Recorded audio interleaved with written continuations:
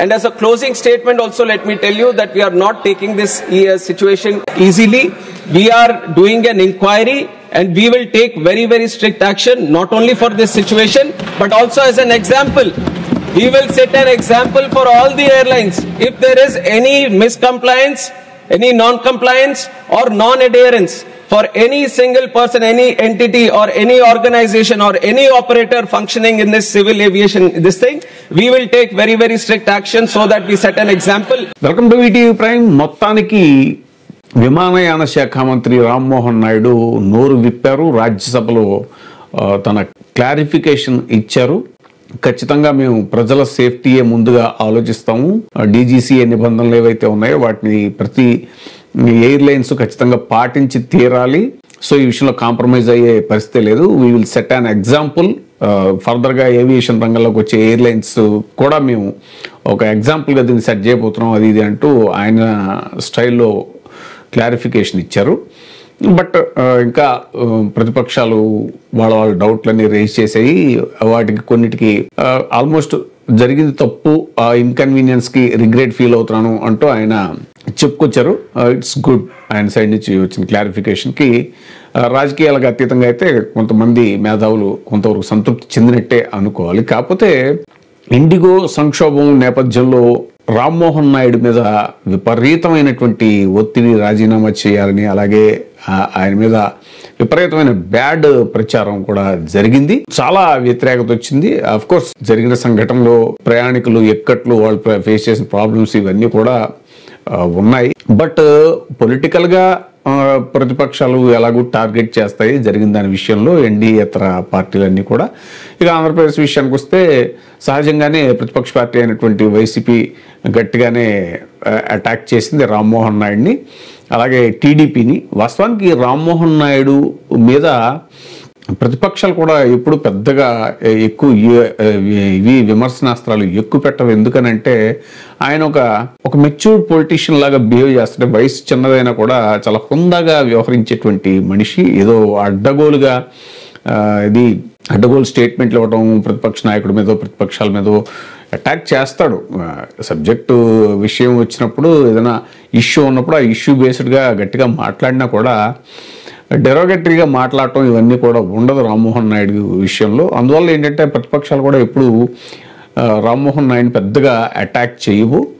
కాకపోతే ఇప్పుడు ఈ పెద్ద సంక్షోభం నేపథ్యంలో చాలా విపరీతంగా రామ్మోహన్ నాయుడు ట్రోలింగ్కి గురైనటువంటి విషయం తెలిసిందే. అయితే ఇప్పుడు ఈ ఇన్సిడెంట్ నేపథ్యంలో రామ్మోహన్ నాయుడు మీద వచ్చినటువంటి ఈ వ్యతిరేకత నేపథ్యంలో రామ్మోహన్ నాయుడు మీద వచ్చిన ఈ రామ్మోహన్ నాయుడు బద్నాం అయిపోయాడు అని జరుగుతున్నటువంటి ఈ ఎపిసోడ్లో ముఖ్యంగా స్వపక్షంలోనే, అంటే టీడీపీలోనే లేదంటే కూటమిలోనే రామ్మోహన్ నాయుడు బద్నాం అవడం పట్ల సంతోషించిన వాళ్ళు, ఆనందించిన వాళ్ళు, సునకానందం పొందిన వాళ్ళు కొంతమంది ఉన్నారు అనేటువంటిది వినిపిస్తున్నటువంటి మాట.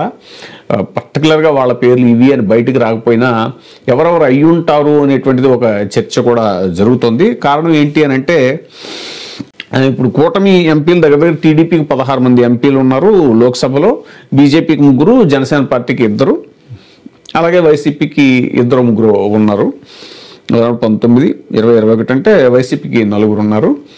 సో వీళ్ళు ఇప్పుడు కూటమి ఎంపీల విషయాన్ని తీసుకుంటే టీడీపీ 16 అనంటే వాళ్ళు పక్కగా టీడీపీ, కానీ బీజేపీలో ఉండే 3లో ఒక 2 కూడా టీడీపీ మూలాలు ఉన్నటువంటి వాళ్లే. ఉదాహరణకు తీసుకుంటే అనకాపల్లి బీజేపీ ఎంపీగా గెలిచినటువంటి సీఎం రమేష్, ఈయన టీడీపీ మూలాలు ఉన్న వ్యక్తే, టీడీపీలోంచి వెళ్ళిన వ్యక్తే. అక్కడ బీజేపీలో ఉన్నా కూడా ఈయన టీడీపీ కోసం పనిచేస్తారు అనేటువంటిది జగమెరిగిన సత్యం. ఇక ఇప్పుడు శ్రీకాకుళం ఈయన ఎంపీ రామ్మోహన్ నాయుడు విమానయాన శాఖ మంత్రి. ఇక కాకినాడ నుంచి ఉదయ్ శ్రీనివాస్, ఇతను జనసేన పార్టీ. ఇక రాజమండ్రి నుంచి పురంధరేశ్వరి గారు బీజేపీ. ఈవిడ కూడా పూర్తిగా తెలుగుదేశంలో ఉన్నారు అని చెప్పలేం, కానీ తెలుగుదేశం కోసమే పనిచేస్తారు అనేటువంటిది అందరికీ తెలిసిన విషయమే. సో ఎలక్షన్స్ ముందు బీజేపీని టీడీపీని కలపడంలో ఈవిడ పాత్ర చాలా ఉంది అనేటువంటిది కూడా మనకు తెలిసిందే. తర్వాత బీజేపీ ఈవిడ టీడీపీ అనుకూల ధోరణిని గుర్తించే మళ్ళీ మార్చి మాధవ్ గారికి స్టేట్ బీజేపీ ప్రెసిడెంట్ ఇవ్వడం జరిగింది అనేటువంటిది కూడా ఒక చర్చ ఉంటుంది. ఇక మచిలీపట్నం జనసేనకి వల్లభనేని బాలశౌరి గారు, ఇక విజయవాడ కేసినేని చిన్ని ఈయన, గుంటూరు పెమ్మసాని చంద్రశేఖర్, సరే ఆయన కూడా ఇప్పుడు కేంద్రంలో మంత్రివర్గంలో కొనసాగుతున్నారు.